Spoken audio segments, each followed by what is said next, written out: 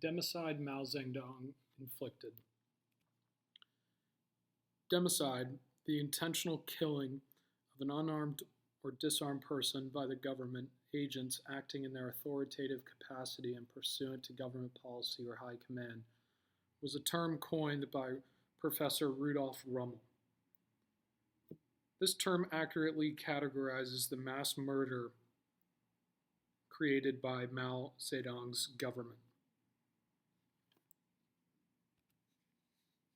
In the early stages of the 20th century, China was fraught with European imperialism as the country watched a deteriorating dynasty unfold. Warlordism became very common throughout the region, and intellectuals raced to find a solution for the fractured unity within China. As this was happening, the popularity of Marxism would rise. The ideology of Marxism suggested that socialism would be the necessary means to an equal society. A related ideology known as Leninism spoke of the success an authoritarian ruling government could bring. Mao would end up taking both these ideologies and fusing them into a Chinese context. This would later form Maoism. Chinese Civil War. In 1921, the Communist Party of China was formed. Mao was an integral part of the formation and one of the original 12 Congress members. In 1927, the Civil War between the Nationalists and the CPC began and lasted from 1927 until 1949.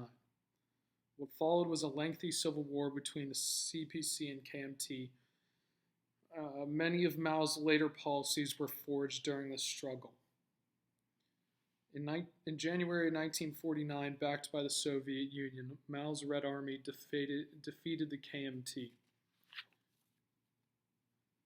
Mao would then take over as chairman of the People's Republic of China.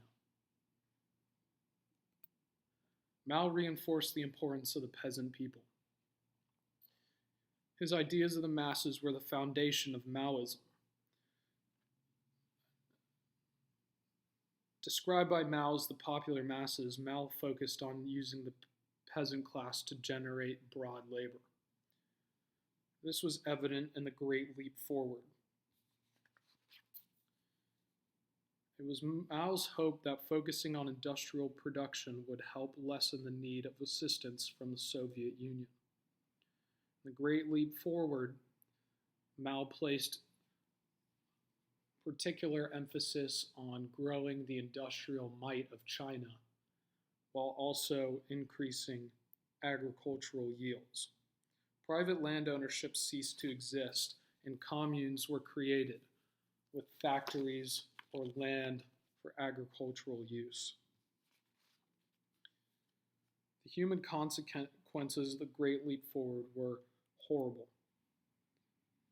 The first major group that suffered from the Great Leap Forward's legacy was the common man. Whether it was in the farm or the factory, peasants were subject to horrible standards of life. Famine was the main cause of death throughout the Great Leap Forward.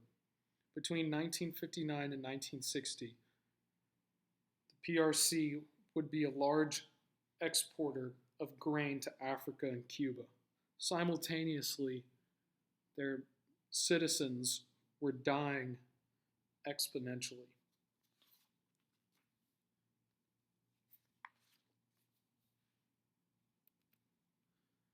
The Cultural Revolution began in May of 1966 when Mao unleashed a countrywide revolution.